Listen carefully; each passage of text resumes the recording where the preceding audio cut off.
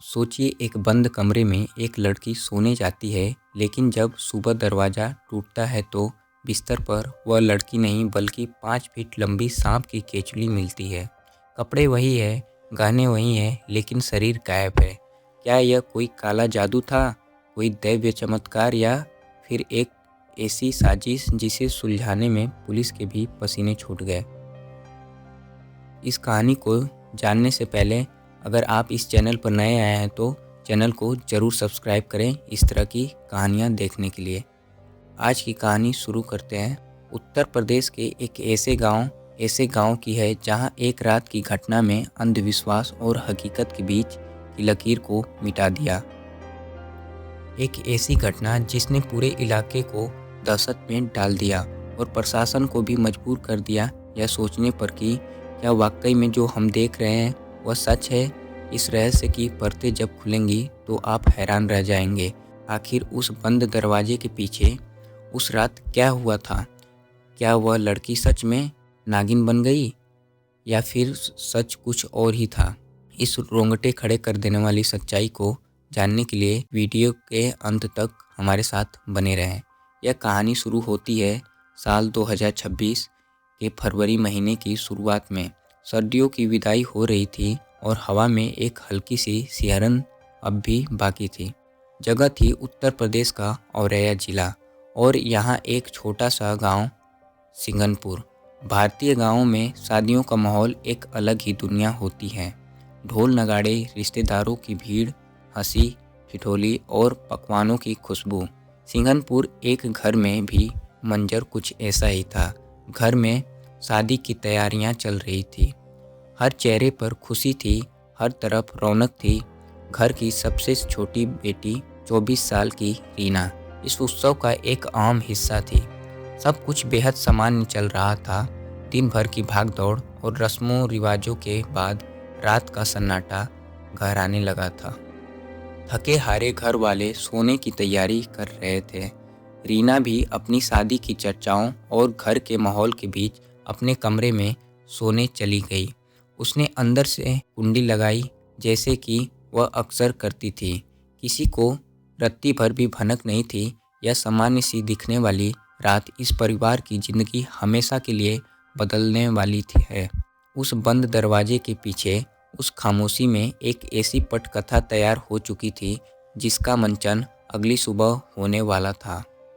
रात गुजरी, सुबह का सूरज निकला, लेकिन यह सुबह इस घर के लिए सामान्य नहीं थी। अक्सर शादियों वाले घर में सुबह जल्दी होती है, चहल पहल शुरू हो जाती है। घर की महिलाओं ने काम शुरू कर दिया था, लेकिन रीना के कमरे का दरवाज़ा अभी भी बंद था। शुरुआत में किसी ने ध्यान नहीं दिया। माँ ने सोचा कल की थकान होगी, बेटी सो रही होगी, लेकिन जैसे जैसे घड़ी की सुइयाँ आगे बढ़ी, सूरज आंगन में ऊपर चढ़ने लगा। घर वालों के माथे पर चिंता की लकीरें उभरने लगी। माँ ने आवाज़ दी, रीना बेटा दरवाज़ा खोलो। अंदर से कोई जवाब नहीं। फिर पिता ने दरवाज़ा खटखटाया, जोर से आवाज़ लगाई, लेकिन उधर से सिर्फ खामोशी जवाब दे रही थी। अब चिंता डर में बदलने लगी थी। क्या उसकी तबीयत खराब हो गई है? क्या वह बेहोश हो गई है? तरह तरह के बुरे ख्याल दिलो दिमाग में आने लगे। जब काफ़ी देर तक कोई हलचल नहीं हुई तो परिवार वालों ने और पड़ोसियों की मदद से दरवाज़ा तोड़ने का फैसला किया। धड़कते दिलों के साथ एक जोरदार धक्के से दरवाज़ा खोला गया, और जैसे ही दरवाज़ा खुला, सामने का मंजर देख वहाँ मौजूद हर शख्स के पैरों तले ज़मीन खिसक गई। एक पल के लिए वक्त जैसे थम सा गया। बिस्तर पर रीना नहीं थी, लेकिन वहाँ कुछ ऐसा था जो किसी बुरे सपने से कम नहीं था। बिस्तर पर उसके गहने भी वहीं थे। ऐसा लग रहा था जैसे रीना बिस्तर पर लेटी हो, लेकिन कपड़ों के अंदर उसका शरीर नहीं था, और उन कपड़ों के ठीक बीच में जहाँ उसका शरीर होना चाहिए था, वहाँ पड़ी थी एक लंबी 5 फीट की रोंगटे खड़े कर देने वाली सांप की केचुली। एक पूर्ण विकसित सांप की छोड़ी हुई खाल। कमरे में सन्नाटा छा गया।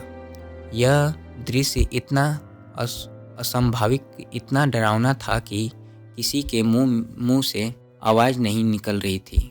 कपड़े वही के वही, गहने जस के तस और इंसान गायब। सिर्फ बची थी वह खाल। गांव के सीधे साधे लोगों के लिए इसका मतलब सिर्फ एक ही था। कुछ ही मिनटों में घर में चीख पुकार मची गई। बात जंगल की आग की तरह पूरे सिंघनपुर और आसपास के गांव में फैल गई। रीना नागिन बन गई। वो इच्छाधारी नागिन थी। अपनी केंचुली छोड़कर अपने लोग चली गई। देखते ही देखते उस घर के बाहर सैकड़ों लोगों की भीड़ जमा हो गई। जहां कुछ घंटे पहले शादी की शहनाई की चर्चा हो रही थी, अब वहां दहशत और कौतूहल का राज था। भीड़ का मनोविज्ञान बड़ा अजीब होता है। एक ने कहा, मैंने उसकी आंखों में पहले भी एक अजीब सी चमक देखी थी। दूसरे ने कहा, हाँ, अक्सर मंदिर में घंटों बैठी रहती थी। अंधविश्वास ने लोगों की आंखों पर ऐसा पर्दा डाला कि तर्क और विज्ञान कहीं कोने में दुबक गए। लोग उस कमरे को डर के मारे देखने भी नहीं जा रहे थे, बल्कि दूर से ही हाथ जोड़कर परिवार का रो रो कर बुरा हाल था। उन्हें लग रहा था कि उनकी बेटी किसी दैवीय प्रकोप का शिकार हो गई है। पुलिस को बुलाने के बजाय कुछ लोगों ने वहां अगरबत्ती जलानी शुरू कर दी। उस कमरे को एक मंदिर का रूप दिया जाने लगा। एक इंसान का गायब होना एक चमत्कार बन गया था। लेकिन क्या 2026 में, जब इंसान मंगल ग्रह पर जाने की तैयारी कर रहा है, ऐसी घटना संभव है?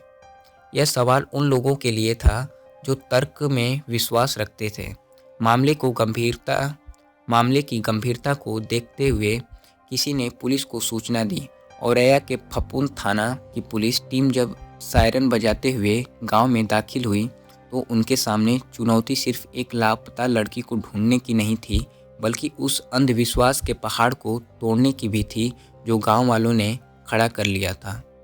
पुलिस के लिए यह गुमशुदगी का मामला था, लेकिन गांव वालों के लिए यह एक धार्मिक आस्था और डर का विषय था। जांच अधिकारी जब उस कमरे में दाखिल हुए तो एक पल के लिए वह भी ठिठक गए। मंजर वाकई अजीब था। फॉरेंसिक नज़रिए से देखते हुए केंचुली का वहां होना कई सवाल खड़े कर रहा था। पुलिस ने बारीकी से मुआयना किया।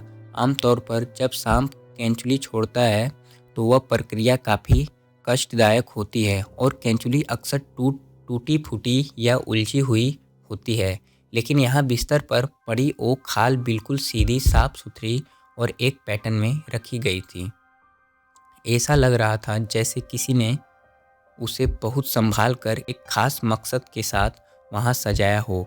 पुलिस ने अपनी तफ्तीश शुरू की, लेकिन उन्हें कदम कदम पर प्रतिरोध का सामना करना पड़ा।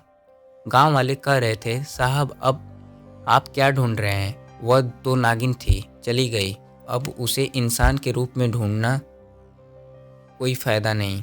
परिवार वाले भी इस भ्रम में थे कि उनकी बेटी अब इस दुनिया में इंसानी रूप में नहीं है। लेकिन पुलिस का काम भावनाओं पर नहीं, सबूतों पर चलता है। उन्होंने सबसे पहले उस चमत्कारी केंचुली को सबूत के तौर पर जब्त किया और फिर उस दिशा में काम शुरू किया जो हर आधुनिक अपराध जांच की रीढ़ होती है, टेक्नोलॉजी। रीना का मोबाइल फ़ोन घर पर नहीं था।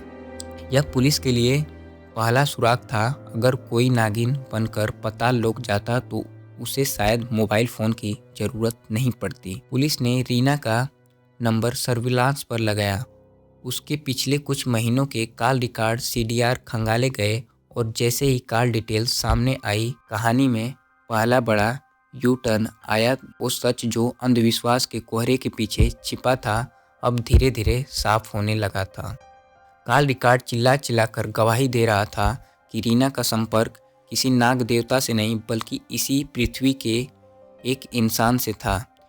एक नंबर ऐसा था जिस पर रीना की घंटों बातें होती थी, दिनों में, रातों में, देर रात तक। पुलिस ने जब उस नंबर की जांच की तो पता चला कि वह नंबर उसी गांव के यानी सिंघनपुर के ही एक युवक का था।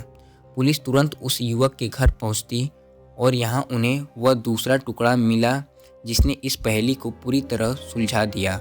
वह लड़का उसी भी रात से अपने घर से गायब था जिस रात रीना नागिन बनी थी। अब पुलिस के सामने तस्वीर साफ थी। यह मामला अंधविश्वास का नहीं, बल्कि एक बेहद शातिर और योजनाबद्ध तरीके से रचे गए प्रेम प्रसंग और पलायन का था। लेकिन अब भी एक सवाल पुलिस को परेशान कर रहा था, इतनी बड़ी नौटंकी क्यों? सिर्फ भागना था तो चुपचाप भाग जा सकता, या सांप की केंचुली या कपड़े सजाना, आखिर इतना बड़ा ड्रामा क्यों? जैसे जैसे पुलिस ने कड़ियाँ जोड़ी और परिवार वालों से सख्ती से नहीं बल्कि मनोवैज्ञानिक तरीके से पूछताछ की तो एक हैरान कर देने वाली साजिश का खुलासा हुआ। यह कोई रातों रात लिया गया या हड़बड़ी में किया गया फैसला नहीं था। इस नागिन कांड की स्क्रिप्ट पिछले 3-4 महीनों से लिखी जा रही थी। रीना एक बहुत ही चतुर चालाक लड़की थी। वह जानती थी कि उसकी शादी घर वालों ने कहीं और तय कर दी है। वह यह भी जानती थी कि जिस लड़के से वह प्यार करती है उसके साथ शादी के लिए उसका परिवार कभी राजी नहीं होगा। रीना के दिमाग में जो डर था वह यह था कि अगर वह अपने प्रेमी के साथ सामान्य तरीके से भागती है तो उसके घर वाले पुलिस में एफआईआर दर्ज कराएंगे, पुलिस उनका पीछा करेगी, उन्हें ढूंढ निकालेगी, गांव में बदनामी होगी और हो सकता है पकड़े जाने पर उसकी जान को भी खतरा हो या उसे ज़बरदस्ती वापस लाया जाए। उसे भागना था, लेकिन इस तरह की कोई उसका पीछा करने की जहमत ही ना उठाए। उसे एक ऐसा झूठ रचना था जो इतना डरावना और पवित्र हो कि किसी को सवाल उठाने की हिम्मत ना हो। पुलिस की जांच में पता चला कि इस घटना में कुछ महीने पहले रीना अपने परिवार के साथ मैनपुरी के कुमुल स्थित प्रसिद्ध शेषनाथ मंदिर गई थी। मनोवैज्ञानिकों का मानना है कि शायद यहीं से उसे यह अनोखा आइडिया मिला। वापस आने के बाद उसने धीरे धीरे अपने घर में माहौल बनाना शुरू किया। यह एक तरह का साइकोलॉजिकल कंडीशनिंग था। उसने दबे जुबान में कहना शुरू किया कि उसे सपने में साफ दिखाई देते हैं। कभी कभी वह कहती कि उसे अपने शरीर में अजीब सा बदलाव महसूस हो रहा है। उसने अपने भोले भाले परिवार को मानसिक रूप से इस बात के लिए तैयार कर दिया उस पर कोई दैव्य छाया है। और फिर आई वो फरवरी की रात जब शादी की तैयारियों की वजह से घर में गहने और कपड़े उपलब्ध थे और भीड़ भाड़ का फायदा उठाकर भागना आसान था। जब सब सो गए तो रीना अपने मास्टर प्लान के आखिरी हिस्से को अंजाम दिया। पुलिस का मानना है कि वह 5 फीट लंबी सांप की खाल या तो उसने कई खेतों से हासिल की थी या फिर किसी सपेरे से खरीदी थी और उसे हफ्तों से अपने कमरे में छिपा कर रखा था। उस रात उसने अपने कपड़े को उतारे और उन्हें बिस्तर पर ऐसे सजाया जैसे कोई लेटा हो। उसने अपने गहने वहीं रखे, यही दिखाने के लिए कि उसका इंसानी रूप और मोह माया सब पीछे छूट गया है। और फिर कपड़ों के बीच में उस केंचुली को रखकर वो अंधेरे का फ़ायदा उठाते हुए अपने प्रेमी के साथ रफ्फू चक्कर हो गई। उसकी योजना सटीक थी। सुबह जब केंचुली मिली तो वह गांव वालों ने वही किया जो रीना ने सोचा था। डर, पूजा पाठ और अंधविश्वास। किसी ने यह नहीं सोचा कि पुलिस को बुलाकर नाकेबंदी करवाई जाए। रीना को भागने के लिए जो कीमती 24 से 48 घंटे चाहिए थे वह उसे इस अंधविश्वास ने थाली में परोस कर दे दिए। 2 दिन तक यह ड्रामा चलता रहा। गांव में अगरबत्तियां जलती रहीं, लोग केंचुली के दर्शन करते रहे। लेकिन तीसरे दिन टेक्नोलॉजी ने अंधविश्वास की धज्जियां उड़ा दी। सोशल मीडिया पर एक वीडियो अपलोड हुआ जिसने सिघनपुर के लोगों के पैरों तले जमीन खींच ली। उस वीडियो में कोई सांप नहीं था, कोई फन काढ़े नागिन नहीं थी। वहाँ थी रीना, एक नई नवेली दुल्हन के रूप में। उसे पीली साड़ी पहनी थी, मांग में गहरा सिंदूर था, गले में मंगलसूत्र और माथे पर बिंदी सजी थी। और उसके ठीक बगल में बैठा था उसका प्रेमी जो उसका पति बन चुका था।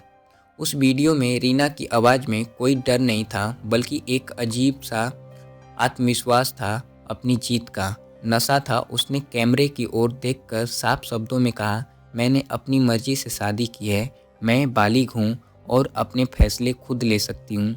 मैं बहुत खुश हूँ, मेरे पति और उनके परिवार को परेशान ना किया जाए। हम अपनी नई दुनिया बसा चुके हैं। यह वीडियो पुलिस के लिए केस क्लोजर था, एक सबूत की लड़की सुरक्षित है और अपनी मर्जी से गई है, लेकिन गांव वालों के लिए यह एक गहरा झटका था। जिस कमरे को वह मंदिर मान रहे थे वह दरअसल एक ड्रामा क्राइम सीन था। एक धोखे का सीन। जिस केंचुली को वह दैव्य मान रहे थे वह सिर्फ एक प्राप था, एक नाटक का हिस्सा। रीना ने अपनी आज़ादी के लिए, अपने प्यार के लिए एक पूरी की पूरी लोक कथा गढ़ दी थी और पूरे समाज को बेवकूफ़ बना दिया था। पुलिस ने लोकेशन ट्रेस की और पुष्टि की कि रीना और उसका पति सुरक्षित है।